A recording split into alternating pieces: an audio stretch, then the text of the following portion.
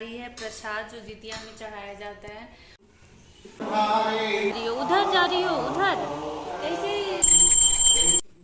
भाई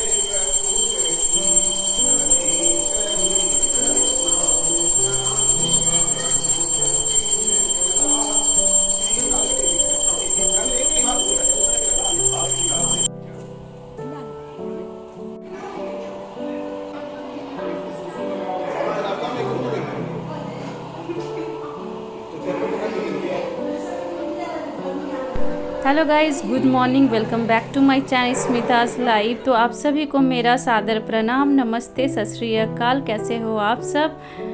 तो होप आप सभी अच्छे होगे, स्वस्थ होगे, मस्त होगे। तो आज है विश्वकर्मा पूजा, मतलब आज ये 17 तारीख का ब्लॉग है जो मैं आज डाल रही हूँ। तो 17 तारीख को विश्वकर्मा पूजा पड़ता है। तो सुबह सुबह सारी गाड़ियाँ धो के घर की खड़ी हो गई है और यहाँ चल रहा है पूजा।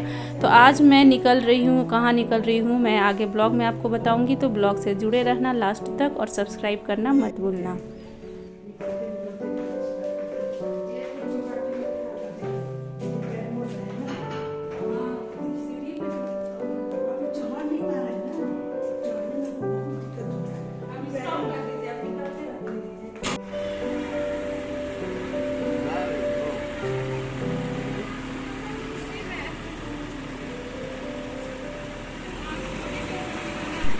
तो सुबह के लगभग 12:30 बज गए हैं और हम सब तैयार होके जा रहे हैं एयरपोर्ट, मतलब एयरपोर्ट निकल रहे हैं बिकॉज़ 3 बजे की फ़्लाइट है।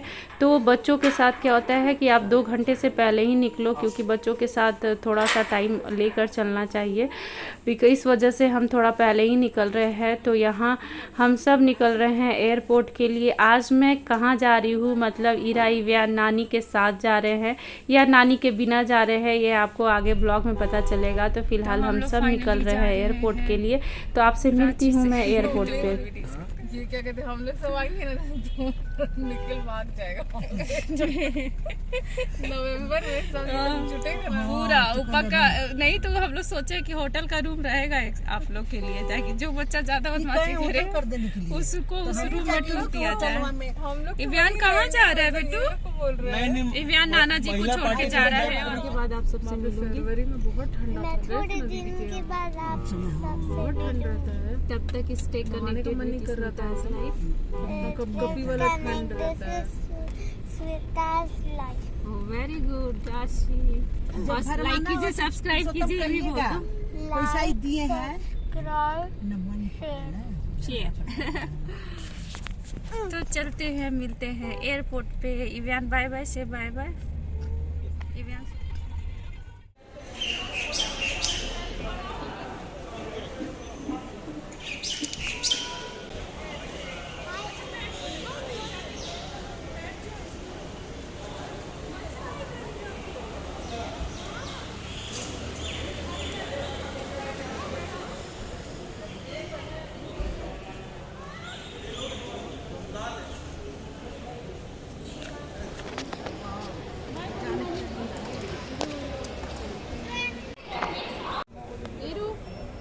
यहाँ देखो,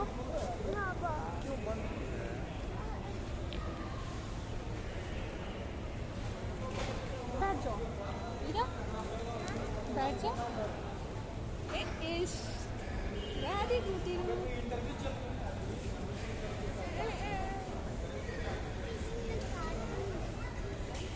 तुम भी बैठ जाओ। हाँ हाँ बैठ जाओ थोड़ी देर। हाँ भाई बैठ जाएगा पूरा भाई का। हाँ पप्पू नहीं होते। इरा देखो, इरू हेलो कर दो।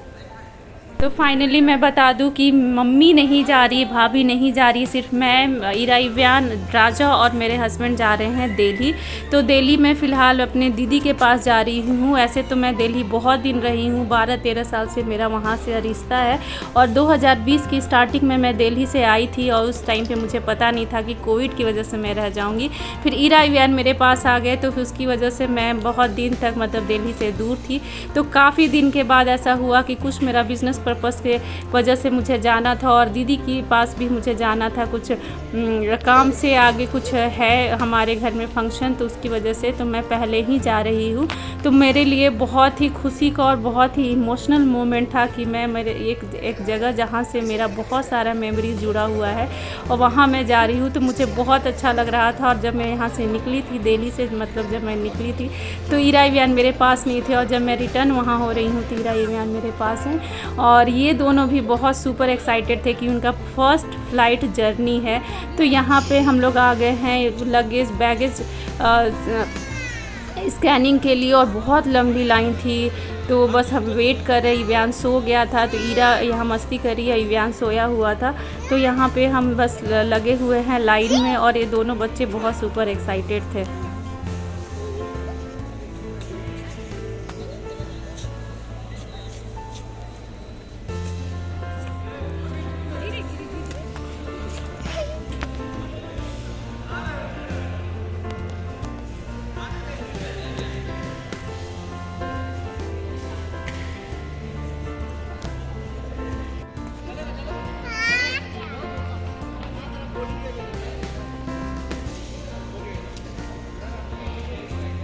तो यहाँ पे इरा, इव्यान मस्ती के मूड में है और पूरी मस्ती कर रहे हैं और हम बोर्डिंग पास ले रहे हैं। हमारा ऐसा प्लान था कि हम ऐसी जगह पे लें सीट, मतलब ऐसी जगह मांगे जहाँ पे बच्चे बहुत कंफर्टेबली बैठ पाएँ। तो थैंक्स गॉड हमें सीट बहुत अच्छी मिल गई थी। उन्होंने बहुत ही बैक साइड का सीट दिया था, बिल्कुल मतलब जो एयर होस्टेज होते हैं उनके कैबिन के पास ही दिया था। और वहाँ पे हमें लकली 3 सीट के जगह 6 सीट प्रोवाइड हो गए थे, तो बहुत ईज़िली बच्चे एडजस्ट हो गए थे।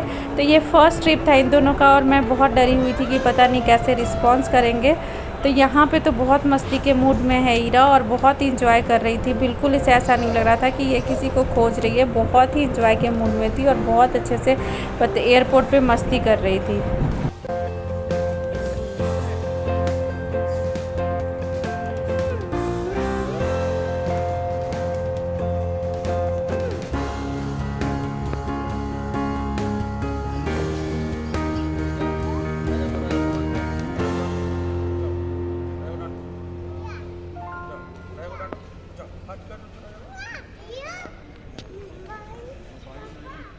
हमारी फ़्लाइट 3 बजे की थी, लेकिन जैसे ही हम सिक्योरिटी चेकिंग करवा के अंदर गए हमें पता चला कि हमारा फ़्लाइट डिले हो चुका है। और मेरा तो पूरा दिमाग ख़राब हो गया क्योंकि घर से हम बहुत ही पीरियड निकले हुए थे। तो इतने देर बच्चों के साथ उनकी रूटीन भी फॉलो करना पड़ता है, उन्हें खाना वाना सारी चीज़ें। तो मैं जैसे सोच के आई थी कि मुझे कब क्या करना है, पूरा चीज़ उल्टा पुल्टा हो गया और मुझे मतलब एयरपोर्ट पे ही इनको खाना खिलाना पड़ा। तो मैं 1 बाय 1 करके इन्हें खाना खिलाई, बट ये मस्ती के मूड में थे और मुझे बिल्कुल भी इन्होंने तंग नहीं किया। तो थैंक्स गॉड जो ये टाइम था वो काफ़ी लंबा टाइम हो गया क्योंकि 3 बजे की फ़्लाइट बिल्कुल 4 बजे तक डिले हो गई और हमें पता भी नहीं चल रहा था क्योंकि टाइमिंग शो नहीं कर रहा था कि कितना डिले हो रहा है।